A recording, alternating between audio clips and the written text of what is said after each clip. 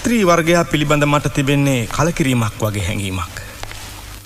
අනික ස්ත්‍රියක් මට කැමති වෙන එකකුත් නැහැ. මේ දඹදිවම අයියන් ටික අගබිස වෙන්න අකමැති කෙනෙක් ඉන්න පුළුවන්ද? මම දැන් විවේක ගන්න ඕන කාලේ. භාවනානුයෝගීව අපිස් ජීවිතයක් ගත කරන්න ඕන කාලේ. කුස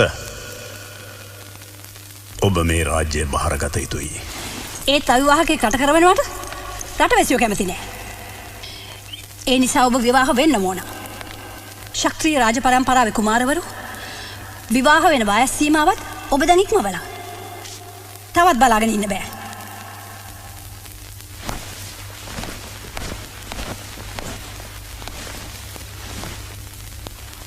හොඳයි. ඔබතුමී මට ඔය තරම්ම වැටිලි කරන නිසා මං විවාහ වෙන්නම්.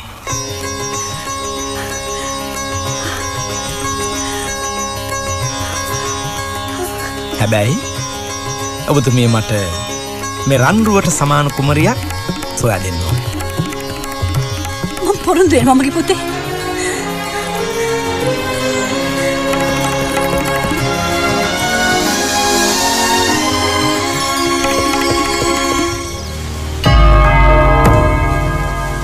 මා සිතුවේ ඒ රන්රුවට සමාන කුමරියක් මිහි පිට නැතයි කියයි.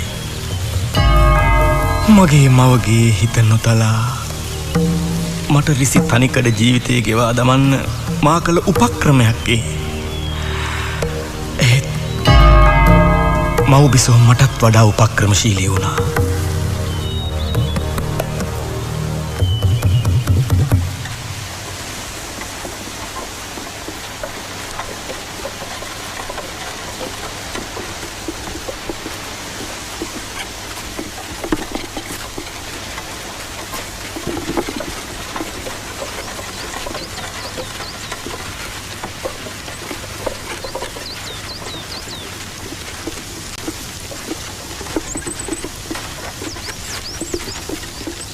මේ මොන දීපංකරකටද බං අපි මේ ඇවිත් ඉන්නේ? මේක බං මදුරට සාගලපුරය. සාගලපුරේ මොකටද බං ඉතින් මේ සරසලා තියෙන්නේ? මං කොහොමද දන්නේ? මොකක් හරි මගුලක් ඇති.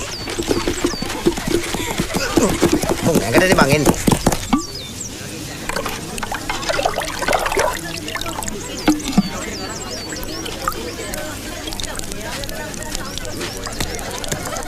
කො දියා ඉබයි. ශීලවතී